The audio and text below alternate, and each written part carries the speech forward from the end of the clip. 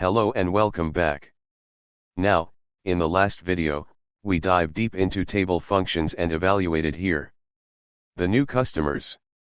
And here I'd like to show you a little extension of what we've done. Because maybe you not only want to see how many customers are actually new, but you also want to know what is the amount of sales for the new customers. So how to do this? Well, actually, this is now pretty easy because the hard work was already done in the last video. So all you need to do is you need to modify the formula. You have credit here for new customers. So before we do this, let's actually visualize what the total amount has been for each of the months. So we can simply do this by adding an additional column, which is in our case the total sales we've created. So if you add this column to the table, you should see here the total amount of sales for each year, month combination. And let me also format this. Maybe if you go to the totals here and go to the formatting using your currency symbol.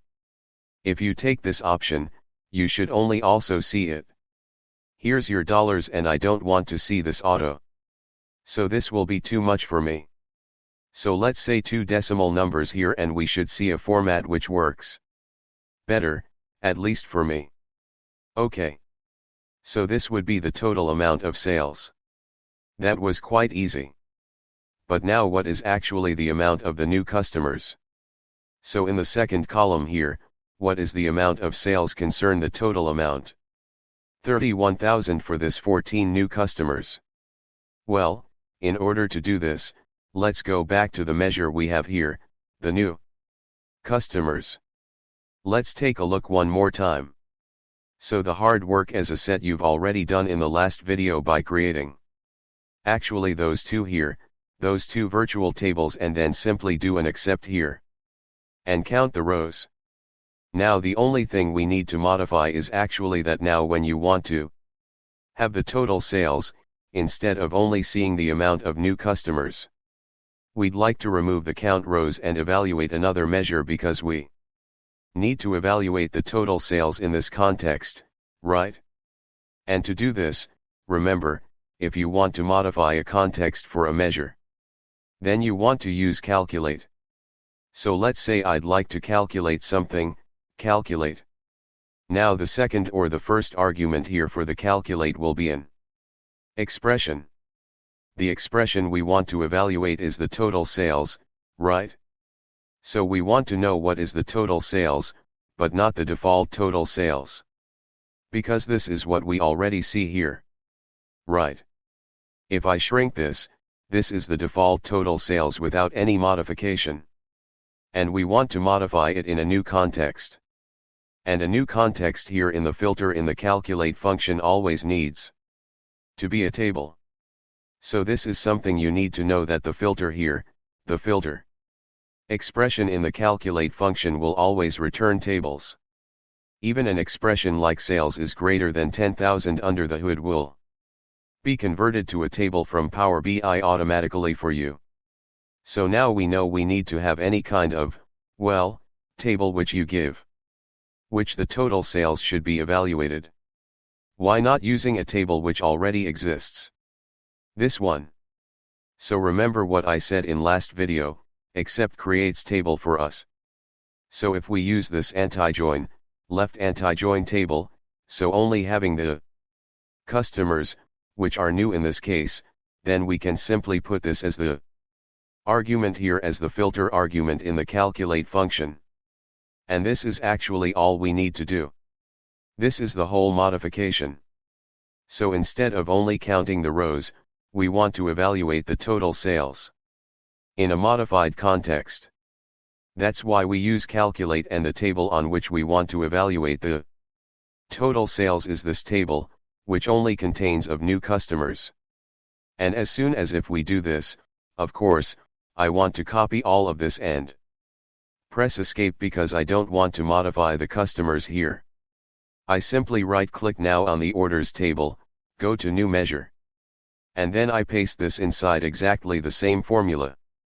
The only thing I need to modify, of course, is a name here because the name, of course, is can only be unique.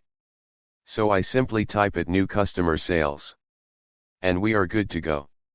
The modification here I have still in place.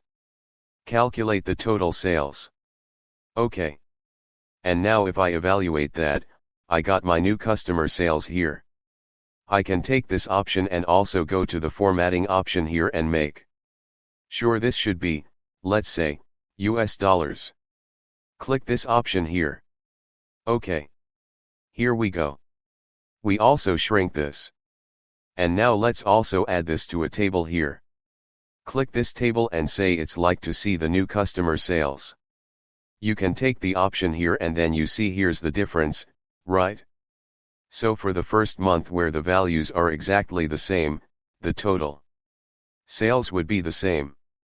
That's, of course, is clear. But then in August, a total sales amount was here 31,000 and so on. But the amount which came from new customers here is 24,000 of these 31,000. And the same is then true for all the other measures you can see here. So here we only evaluate the sales which came from new customers, and new customers are all the customers which have not ordered the last 30 days. This is the current, of course, the current logic we've implemented. And if you want to know this as the percentage of the total sales, it's quite easy, right? You only need to divide the new customer sales by the total sales. And by the way, if you do that, then you probably know that we would like to use the wide function for that. You could also divide the new customer sales by total sales directly, but I personally prefer to divide function because it allows us to safely divide and also avoid division by zero errors. So let me show this to you just to have this complete. If I right-click on my oldest table to create a new measure, I can take this option here and say this will be, let's say, new customer sales %. Its present to symbol is equal to. And I say I use the wide function here. So safe divide function with the ability to handle divide by zero case. And then we specify the numerator, which in this will be our new customer sales. We can specify the denominator, which will be the normal, so total sales without any kind of modification by calculate. And then you can specify an alternate result if you want, or you leave it blank. It's optional. I leave it blank for now. I still can handle division by zero errors here. And I evaluate this, press enter. And we get our measure here as well.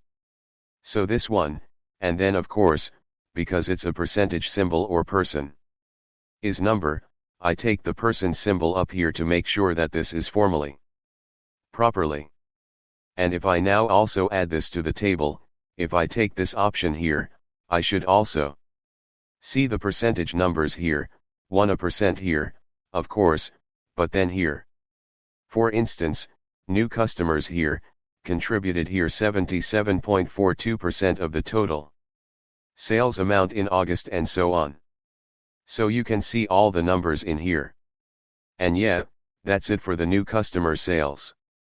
So you can see that by only slightly modifying original formula, which we had here, and adding the calculate and total sales, you can then get also different kinds of insights from your data. Okay. And you can also of course evaluate this for other kinds of measures you have, like total profit, the amount you have sold and so on. Right? The formula syntax here is exactly the same. And if you want to choose different kinds of time periods, simply modify the 30 days here as an example. Right?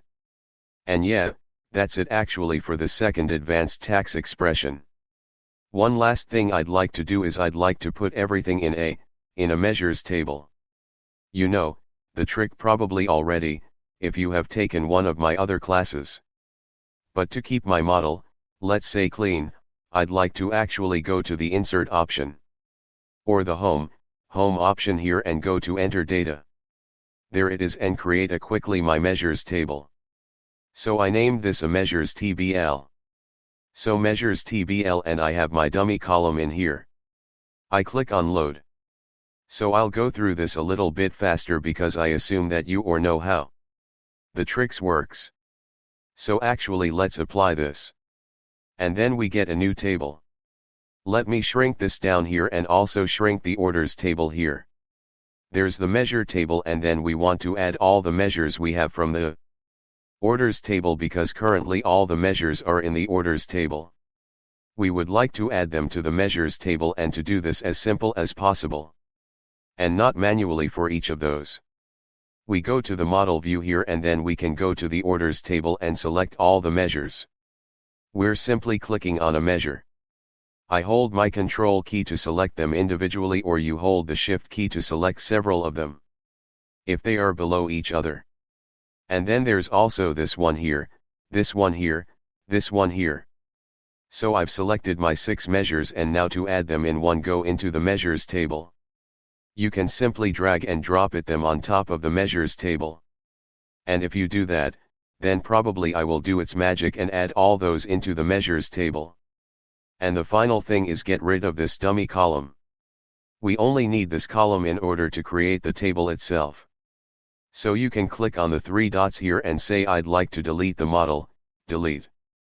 Yes, I'd like to delete it.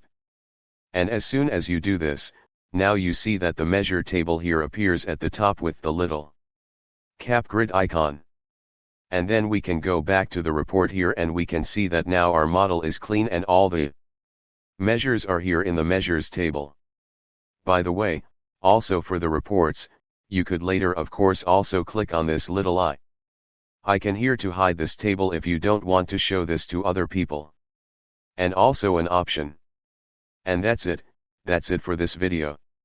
So hopefully you enjoyed it.